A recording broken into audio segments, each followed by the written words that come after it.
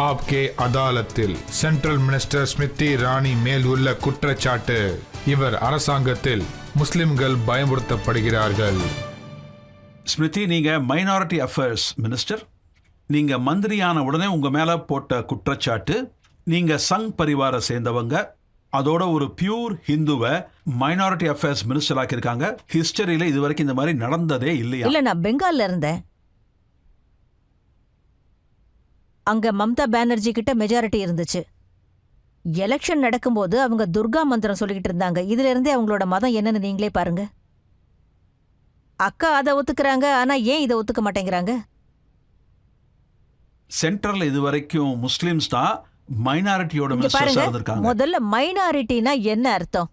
முஸ்லிம், Christian, Parsi, Jain, Buddha, sick. நான் பார்சி குடும்பத்துல மருமகளா இருக்கிறேன். இந்த உலகத்திலேயே பார்சிக்கு 55,000 பேர் தான் இருக்காங்க. நீங்க தான் பயங்கரமான மைனாரிட்டி. ஆனால் நான் ரொம்ப சந்தோஷப்படுறேன். என்கிட்ட அவங்க சர்ச்சை பண்ணும்போது என்ன சொன்னாங்கன்னா, an Indian cannot be a minority in his or our own country. இது என்னோட நாடுப்பா. இதுல மெஜாரிட்டியா இந்தியர்கள் இருக்காங்க. ஆனா இங்க இந்தியர்களையே குறைவா எடை போட்டு காட்டிக்கிட்டு இருக்காங்க. ஏன்? நான் என்னுடைய நாட்டோட கலாச்சாரத்தை அடிப்படையா வச்சு என்னால பேச முடியும். ரஜத் சார், நான் எஜுகேஷனோட மினிஸ்டரா இருந்தேன். ஐஐடியோட கவுன்சில் நடந்தது. அப்போ ஐஐடியோட கவுன்சில்ல முதல் லேடி சேர்பர்சனா இந்தியாவில் நியமிச்சிருந்தாங்க. அவங்களுடைய பேரு டெசி தாமஸ். அவங்க ஒரு கிறிஸ்டியனா இருந்ததுனால அவங்கள அந்த இடத்துல அப்பாயிண்ட் பண்ணல. ஏன் பண்ணாங்கன்னா, அவங்க ஒரு மிசைல் உமனா இருந்திருந்தாங்க.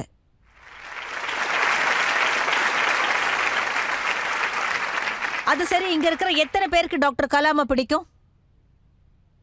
அவரை பிரசிடென்டா யார் கொண்டு வந்தது? பாரதிய ஜனதா பார்ட்டி தான் அவரை கொண்டு வந்தாங்க. என்ன குறை சொல்றீங்க? நான் ஒரு ஹிந்துவா இருந்துகிட்டு மைனாரிட்டி மினிஸ்ட்ரிக்கு சப்போர்ட் பண்றேன்னு சொல்றீங்க. அதெல்லாம் நிறைய முஸ்லிம்ஸ் தான் இருந்திருக்காங்க. அப்போ எல்லா ஆபீசர்ஸும் முஸ்லீமா தான் இருக்கணும்னு நீங்க என் மேல குற்றம் சுமத்துறீங்க இல்லையா? நான் குற்றம் சொல்லலீங்க, திரிணாமுல் காங்கிரஸோட எம்பி சொல்றாரு. அவருக்கு தன்னோட மேடம் கணக்கு தெரியலையா? ஆனா இன்னைக்கு நான் ஒரு விஷயத்த சொல்றேன். இந்த மெஜாரிட்டி மைனாரிட்டி விஷயத்துல ராகுல் காந்தி என்கிட்ட கேள்வி கேட்டாரு. எழுத்து வடிவத்துல கேட்டாரு. நான் அவருக்கு கேள்வி கேட்க கத்து கொடுத்துட்டேன். நான் மைனாரிட்டி அஃபேர் மினிஸ்டரா இருந்து அவரோட வயநாடு லோக்சபா இடத்திலேயே நான் 295 ப்ராஜெக்ட்ஸ் நான் பண்ணியிருக்கேன். ஏன் அதிகாரத்துக்கு கீழே? அப்படின்னா ராகுல் காந்தி ஏன் இப்படி சொல்றாரு? அது ஏன் பிரச்சனையா என்ன?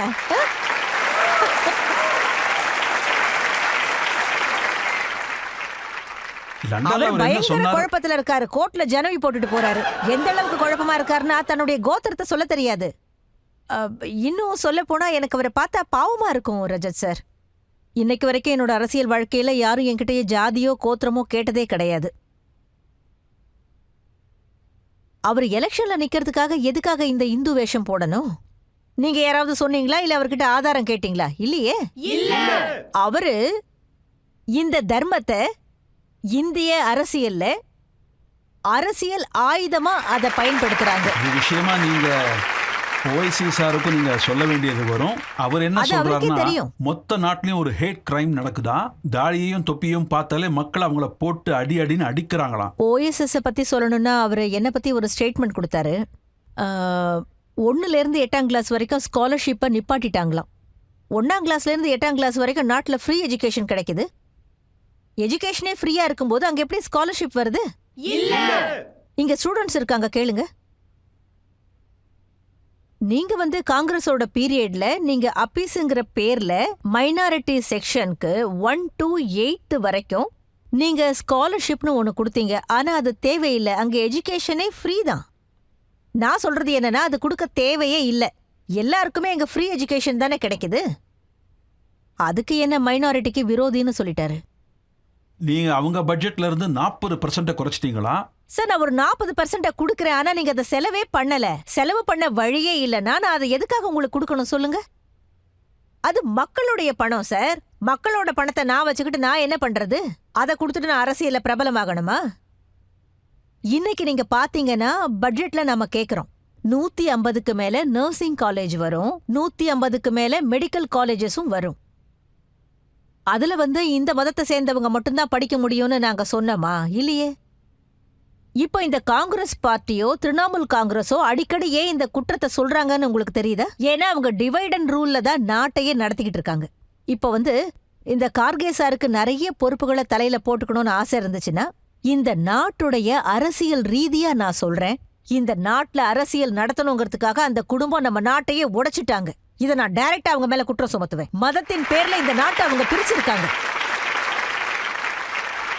போய் கார்கே சார் கிட்ட சொல்லுங்க, அவரை ஊர் ஊரா திரிய சொல்லுங்க, கிராமம் கிராமமா போய் மக்களை பார்க்க சொல்லுங்க, அவரை மக்களுடைய கால்கள்ல விழுந்து மன்னிப்பு கேட்க சொல்லுங்க. இந்த நாட்டை நாங்க மதத்தின் பேர்ல பிரிச்சோம், நாட்டை நாங்க துண்டாக்கணும்.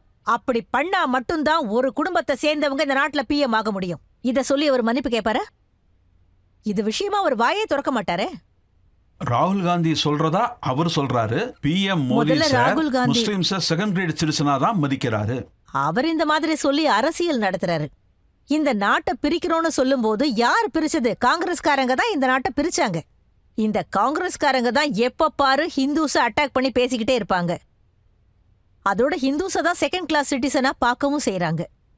அதான் மன்மோகன் சிங்கே சொன்னாரே, நாட்டுல எந்த அளவுக்கு ரிசோர்சஸ் இருக்கோ அதுல நாட்டுக்கு எந்த உரிமையும் கிடையாது, ஒரு விசேஷமான சமூகத்துக்கு தான் உரிமை இருக்கு. அப்போ இதெல்லாம் பிரிவினை அரசியல் இல்லையா? ஸ்மிருதி மேடம், இன்னைக்கு ஓவைசி சார் அடிக்கடி சொல்றாரு, முஸ்லிம்ஸ் எல்லாருமே ஜெயிலில் இருக்கிற மாதிரியே ஃபீல் பண்றாங்களாம், வாழ்க்கை நரகமா போயிருக்கான், முஸ்லிம்ஸ் ப்ராப்பர்ட்டியை புல்டோசரால இடிக்கிறாங்களாம், மதராசாவை ரெய்ட் பண்றாங்களாம். மதர்சேவோட ரெய்ட பத்தி இப்ப நீங்க சொன்னீங்க இல்லையா? ஒரு நாட்டுக்குள்ள சட்டம் ஒழுங்கு சரியா இருக்கணுங்கிறதுக்காக தானே ஒரு ஆக்ஷனை எல்லாரும் எடுக்கிறாங்க. அதனால அத பத்தி நம்ம அதிகமா பேசக்கூடாது. இப்ப நான் ஏன் அது மேல இப்ப பேசுறேன்னா, இந்த ஆப்கி அதாலத்துல யோகி சாரும் ஒரு வாட்டி வந்திருக்காரு. இங்க எந்த மதத்தை சேர்ந்தவங்கலாம் வந்திருக்கீங்கன்னு தெரியல, சாரி. அதோட இங்க யாரெல்லாம் மைனாரிட்டி செக்ஷனை சேர்ந்தவங்கன்னு கூட நான் கேட்க மாட்டேன். ஆனா கண்டிப்பா உங்களுக்கெல்லாம் மைனாரிட்டிஸ் கூட நிறைய ஃப்ரெண்ட்ஷிப் இருக்கும். சரி, உங்களோட ஃப்ரெண்ட்ஸுக்கெல்லாம் இந்த நாடு என்ன ஜெயில் மாதிரியா தெரியுது? இல்ல. ஓஎஸ்எஸ் சார் இந்த மாதிரி குற்றச்சாட்டை சுமத்துறாரு இல்லையா?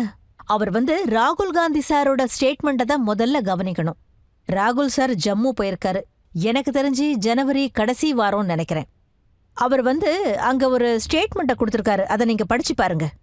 அவரே சொன்ன வார்த்தை இது. நாட்டுல நிலவரம் சரியில்லைன்னு மீடியாக்கள்லாம் சொல்லுது, மக்கள் ஒருத்தரை ஒருத்தர் அடிச்சுக்க துடிக்கிறாங்க. ஆனா ராகுல் காந்தி என்ன சொல்லிருக்காருன்னா, நான் எல்லா இடத்துலயும் சுத்தி பார்த்துட்டேன், ஆனா ஒருத்தர் கூட என்கிட்ட எந்த கம்ப்ளைண்ட்டும் பண்ணல, எல்லா இடத்துலயும் நிலைமை நார்மலா இருக்குன்னு சொல்லிருக்காரு. அதனால ஓஎஸ்எஸ் சார், நீங்க என்ன நம்ப வேண்டாம், ராகுல் காந்தியை நம்புங்களேன். சரி, இந்த மைனாரிட்டிஸ் மக்கள் கிட்ட, அதுலயும் முக்கியமா இங்க இருக்கிற பெண்மணிகள் கிட்ட உங்களால சொல்ல முடியுமா அவங்க சேஃபா இருக்காங்கன்னு? அவங்க பயப்பட வேண்டிய அவசியம் சொல்றேன் இல்லையா? ரஜத் சார், எங்க பயப்பட வேண்டிய அவசியமே இல்லையோ அந்த மாதிரி இடங்கள்ல பயப்படுற மாதிரியான ஒரு சிச்சுவேஷனை நீங்க உருவாக்காதீங்க. அதான் ஏதோ புலி வருதுன்னு ஒரு கதை சொல்லுவாங்கல்ல, அதத்தான் இன்னைக்கு காங்கிரஸ் பார்ட்டி பண்றாங்க. புலி வருதுன்னு கத்துறாங்க. அதனாலதான் அவங்க எல்லா இடத்துலயும் தோத்து போறாங்க. ஏன்னா பயமுறுத்தி தான் அவங்க அரசியல் பண்ணுவாங்க. நாங்க நாட்டோட வளர்ச்சியை காட்டி அரசியல் பண்ணுவோம். இதான் அவங்களுக்கு எங்களுக்கும் வித்தியாசம். ஸ்மிருதி மேடம் கிட்ட என்னோட கேள்வி என்னன்னா, நம்ம டிவி சேனல்ஸ்லயோ இல்ல மீடியாவிலையோ நம்ம பாக்குறோம், அதிகப்படியான லீடர்ஸ் கோயிலுக்கு போறாங்க, அப்புறம் பூஜைகள் செய்யறாங்க. திடீர்னு இந்த மாதிரி மாற்றங்களை எப்படி பாக்குறதுன்னு தெரியல. இதுல உங்களோட கண்ணோட்டம் என்ன? சொல்ல போனா காங்கிரஸ்காரங்க தான் இந்த கூத்தை அதிகமா நடத்துவாங்க. 2019ல எலெக்ஷன் வந்தப்போ ரோட்ல நமாஸ் படிச்சாங்க. அப்புறம் விதான் சௌதா எலெக்ஷன் வந்தப்போ கோவிலுக்கு போய் மணி அடிச்சாங்க. நீங்க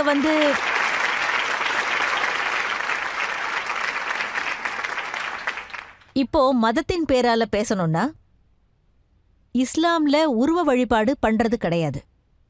நான் இத வரவேற்கிறேன். அதாவது யாரெல்லாம் இந்த மாதிரியான வித்தியாசமான அரசியல் அட்வென்ச்சர்ஸ் எல்லாம் பண்றாங்களோ, நீங்க அரசியலை கேலி கூத்தாக்குங்க, பரவாயில்ல. மதத்தை நீங்க கேலி கூத்தாக்காதீங்க. இன்னைக்கு நான் உங்க முன்னாடி வந்து உட்கார்ந்திருக்கேன். ஆனா கண்டிப்பா என்னுடைய கோத்திரம் என்னன்னு உங்க யாருக்குமே தெரியாது. ஆனா ராகுல் காந்தியோட கோத்திரத்தை கேட்டு பாருங்க, 4-5 பேர் ரொம்ப ஈஸியா சொல்லிடுவாங்க. ஆனா உங்க கேள்வி ரொம்ப நல்லா இருந்துச்சு. இது எங்க இருந்து திடீர்னு உருவாச்சு?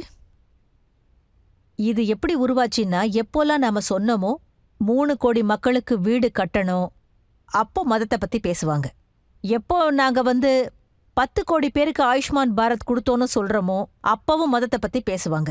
அதோட எப்போல்லாம் நாங்க 11 கோடி லேடிஸ்க்கு டாய்லெட் கட்டி கொடுத்தோன்னு சொல்றோமோ அப்பவும் மதத்தை பத்தி பேசுவாங்க. நாங்க முத்ரா யோஜனா லோன் 32 கோடி பேருக்கு கொடுத்தோன்னு சொன்னோம்னா அப்பவும் அவங்க மதத்தை பத்தி தான் பேசுவாங்க. ஆனா இவங்களே வெளிநாட்டுக்கு போய் நம்மள பத்தி பேசும்போது மதத்தை பத்தி பேசவே இல்லை. கோர்ட்ல இவங்க ஜனோயி போட்டு சுத்திக்கிட்டு இருக்காங்க.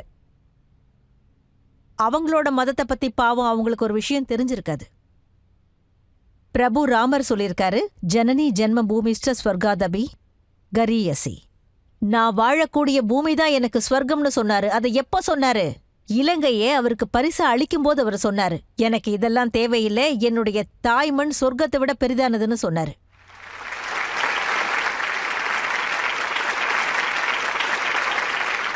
அதனால எலெக்ஷன் வரும்போது மட்டும் இவங்க இந்து வேஷம் போடுறாங்க இல்லையா, இவங்கள வந்து ஸ்ரீராமருடைய சின்ன சின்ன மந்திரங்களை ஞாபகம் வச்சுக்க சொல்லுங்க. அப்போதான் இவங்க இங்கிருந்து லண்டனுக்கு போயிட்டு நம்ம நாட்டை பத்தி கேவலமா பேச மாட்டாங்க. இப்ப ராபர்ட் வாத்ரா கூட ராமர் கோயிலுக்கு அவங்களும் டொனேஷன் சொல்றாங்களா? கொடுத்திருக்காரு. கொடுத்தாரா? ஆ, அவர் தன்னோட ஃபேஸ்புக் அக்கவுண்ட்ல எழுதி சொல்லி இருக்காரு.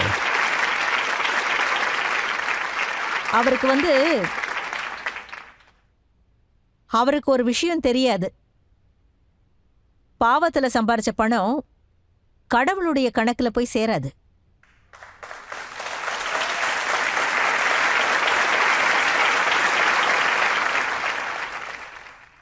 மக்கள் வந்து டிவியில மெஹபூபா முஃப்திய சிவன் கோயிலுக்கு போய் மாலை போடுறத பார்த்துருக்காங்க. அதனால தான் மக்கள் கேட்குறாங்க, இங்க என்ன டெவலப்மெண்ட் நடக்குதுன்னு கேட்குறாங்க. அதான் சொல்லுவாங்களே, மோதி இருந்தால்